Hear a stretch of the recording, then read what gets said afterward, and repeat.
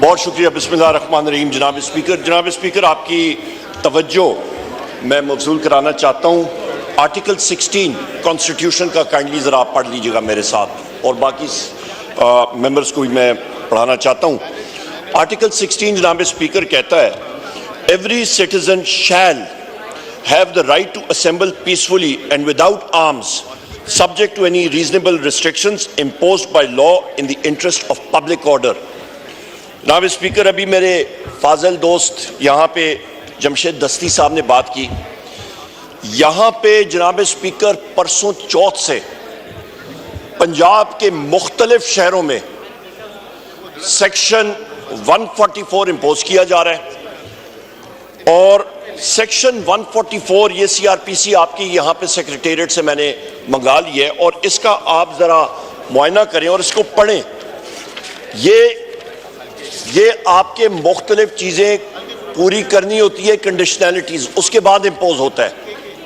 یہاں پہ farmer chief minister, care taker chief minister Punjab, illegal care taker chief minister Punjab موجود ہے, جو کہ غیبانہ طور پہ انڈیپینڈنٹ الیکٹ ہو کے آ گیا. ہوتا نہیں ہے پر پتہ نہیں کیسے ہوا.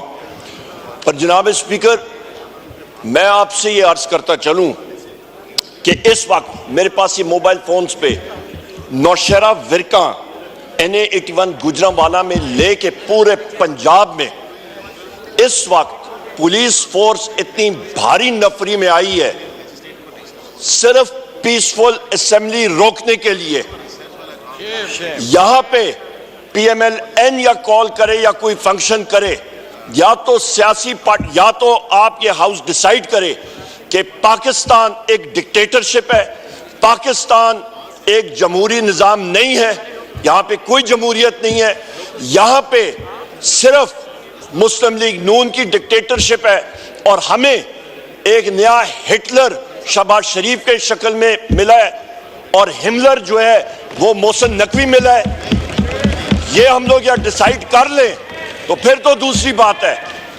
پر جناب اسپیکر, یہاں پہ جتنے ہمارے ساتھی ہیں لاکھوں ووٹ لے کے آئے ہیں, ہم لوگ اس کی مزاحمت بھی کرتے ہیں, اور فور اس ہاؤس سے انسٹرکشنز جانی چاہیے پنجاب کی انتظامیہ, اور بالخصوص میں یہ بات یہاں پہ بات کرتا ہوں, اس کو آپ حذف کریں یا جو بھی مرضی کریں, جو پنجاب کا آئی جی ہے وہ ایک ٹاؤٹ ہے, وہ کرپٹ آدمی ہے ڈاکٹر عثمان.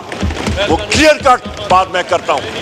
یہ ٹاؤٹ لفظ کو ہم ایکسپنج کرتے ہیں. آپ جو مرضی کریں اسپیکر صاحب, پر میں یہ بات میں کلیئر کٹ, کیونکہ یہ دل سے بات آ رہی ہے. اس شخص نے اپنا میرا خیال ہے آخرت بھی خراب کیا, اور لوگوں کے خلاف جو ظلم و جبر ہوتا رہا ہے. پنجاب پولیس ایک پولیس فورس نہیں رہی ہے, وہ پولیس فورس سے مرسنری فورس میں ڈاکٹر عثمان اور اس شخص محسن نقوی کے کیے ہوئے کرتوت کی وجہ سے بنی ہے. ایک ڈسپلن فورس سے انڈسپلن فورس بنی ہے.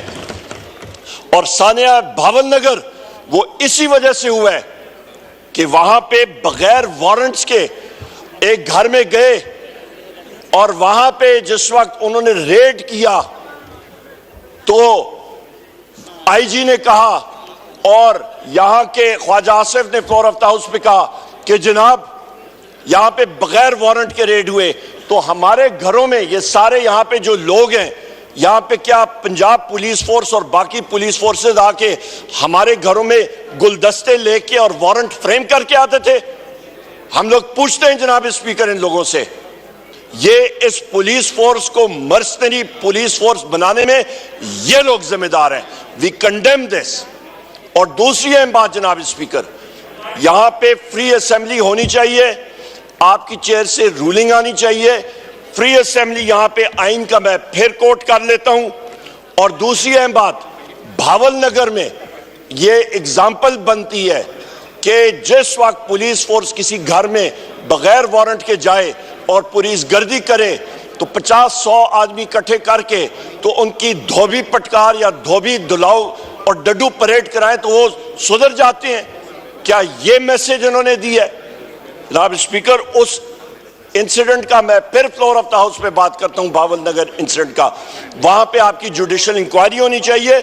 और उसके साथ साथ आज के हवाले से और उसके सामने और जनाब स्पीकर, आज फिर मैं रिपीट करता हूं, पूरे पंजाब में रात से रेड शुरू है। We condemn that, we condemn this. Order in the house, आप तशरीफ रखें अपनी सीटों पे।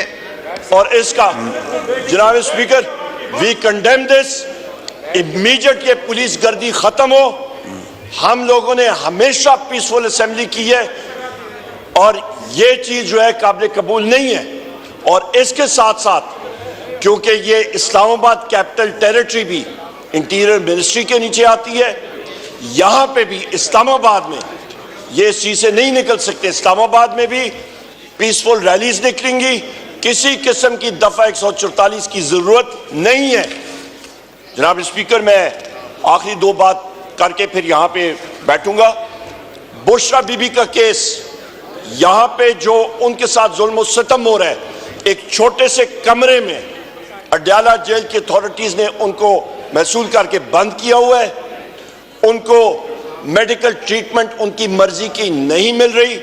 उनके स्कैन्स गवर्नमेंट अस्पताल में उनको मैनिपुलेट करने के चांसेस बहुत ज्यादा थे और जो होते भी रहे।